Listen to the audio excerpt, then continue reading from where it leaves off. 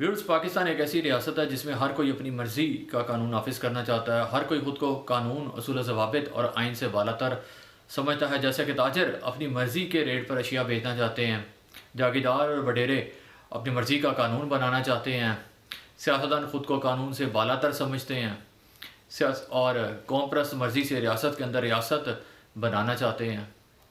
علماء اپنی پسند سے دین نافذ کرنا چاہتے ہیں اور فرقوں میں بٹے ہوئے مسلمان خود کو دین کا ٹھیکیدار سمجھے بیٹھے ہیں۔ کرپشن اور حرام خوری کا بازار گرم ہے۔ انسان کو کھا رہا ہے۔ جنگل کا قانون ہے، جس کی طاقت زیادہ ہے وہی بادشاہ ہے۔ ناظرین، ایک ایسی ریاست جہاں ایک مسلمان دوسرے مسلمان کے خون کا پیاسا ہے۔ جی ہاں، ریاست پاکستان میں ایک ایسا علاقہ بھی ہے جہاں کے انسانوں کو زندہ درگور کیا جا رہا ہے، اور یہ کوئی حکومت یا انتظامیہ ایسا نہیں کر رہی ہے، کیونکہ ہر الزام جو ہے وہ یا تو حکومت پہ لگایا جاتا ہے یا پھر انتظامیہ پہ لگایا جاتا ہے، لیکن اس مرتبہ ایسا بالکل نہیں ہے، بلکہ ایک گروہ دوسرے گروہ کے خون کا پیاسا ہوا پڑا ہے۔ ایک ایسا علاقہ جسے پارا چنار کے نام سے جانا جاتا ہے، یہ پاکستان کے صوبہ خیبر پختونخوا کے ضلع کرم کا صدر مقام ہے، جہاں پہاڑوں سے گھرے اس علاقے کا پاکستان سے 6 ماہ سے بالکل رابطہ منقطع ہے، جہاں خوراک اور دیگر اشیاء بالکل نہیں ہے، جہاں پیٹرول 1000 سے 1500 روپے لیٹر اور سبزیاں 400 سے 500 روپے کلو تک فروخت ہو رہی ہیں۔ کرم سے تعلق رکھنے والی ایک سماجی کارکن مسرت بنگش کا کہنا ہے کہ یہاں کے لوگ فاقوں سے مر جائیں گے، کیونکہ یہاں پر تو اب لوگوں کے پاس کھانے کے لیے بھی کچھ نہیں بچا۔ اس سب کے پیچھے اصل مسئلہ کیا ہے؟ تو ویورز، کرم کا علاقہ اصل میں افغانستان کے دارالحکومت کابل کے بالکل نزدیک ہے، یعنی افغانستان کی سرحد کے بالکل قریب، جہاں داعش اور تحریک طالبان پاکستان کے گڑھ موجود ہیں۔ اسی طریقے سے اس علاقے میں جیش محمد اور سپاہ محمد جیسی کالعدم تنظیمیں بھی موجود ہیں۔ ضلع کرم کا صدر مقام پاڑا چنار ہے، جہاں اکثریت اہل تشیع مسلک کی ہے۔ پاڑا چنار پاکستان کے دیگر علاقوں سے ایک سڑک سے جڑا ہوا ہے، جو کہ سنی اکثریت کی آبادی پر مشتمل ہے۔ ناظرین، یہ سڑک جو ہے اس کو بالکل بند کر دیا گیا ہے، اور اس سڑک پر جانے والی ہر قسم کی ٹریفک جو ہے اس پر فائرنگ کی جاتی ہے۔ پشاور سے، خیبر پختونخوا سے جو اشیاء خوردہ نوش لے کر جاتے ہیں یا خوراک کی سپلائی لے کر جانے والے ٹرک ہیں، ان کے اوپر فائرنگ کی جاتی ہے۔ ان کے ڈرائیور ہوں یا ان کے افراد جو بھی ان میں سوار ہوتے ہیں، ان کو قتل کر دیا جاتا ہے۔ اس کے علاوہ وہاں پر سفر کرنے والی جو بسیں ہیں ان پر حملے کیے جاتے ہیں، جس کی وجہ سے یہ سڑک بالکل بند ہو چکی ہے، اور اس علاقے کا پاکستان کے دیگر علاقوں کے ساتھ بالکل رابطہ منقطع ہو چکا ہے۔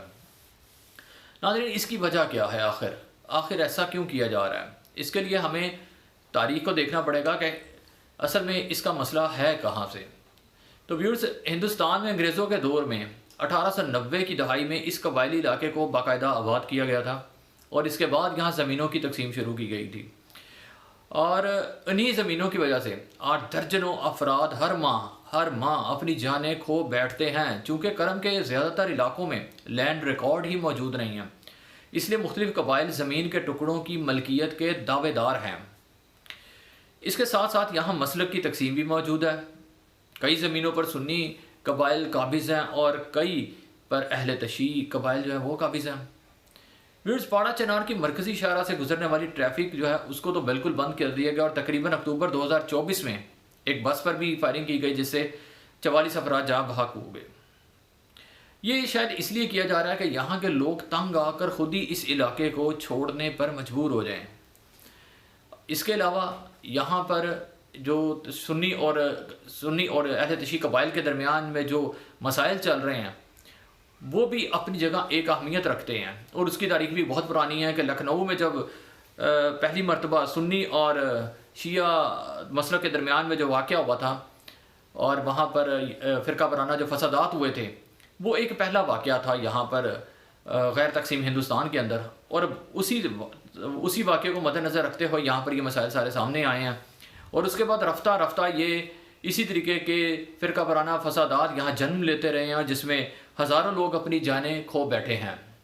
کرم کی امن کمیٹی کے رکن محمود علی خان کہتے ہیں کہ شہریوں اور عمائدین کی مسلسل درخواستوں کے بعد لینڈ کمیشن یہاں بنا دیا گیا ہے۔ تاکہ یہاں پر یہ جو لینڈ کی تقسیم کا جو مسئلہ ہے بنیادی طور پر اس کو حل کیا جا سکے، لیکن کارکردگی ابھی تک صفر ہے۔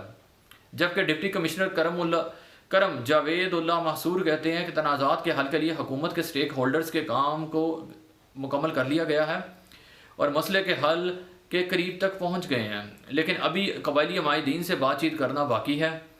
دوسری جانب علاقے میں مقامی افراد کے پاس اسلحہ کی جو موجودگی ہے وہ بھی قابل تشویش ہے، جو واپس لینے کی بھی ضرورت ہے، اور اب حکومت اس معاملے کو کیسے حل کرتی ہے، یا ان لوگوں کو ایسے ہی بھیڑیوں کے حوالے کیے رکھتی ہے، کیونکہ لاکھوں لوگوں کی جانیں خطرے میں ہیں، اور ایسے میں کوئی بھی بڑا ایک واقعہ پورے ملک کے لیے، پوری ریاست، ادارے اپنا فرض نبھائیں گے اور ملک کو کسی بہت بڑے انتشار سے بچانے میں کامیاب ہو جائیں گے۔ اللہ تعالی ہمارا حامی و ناصر ہو۔ بہت شکریہ۔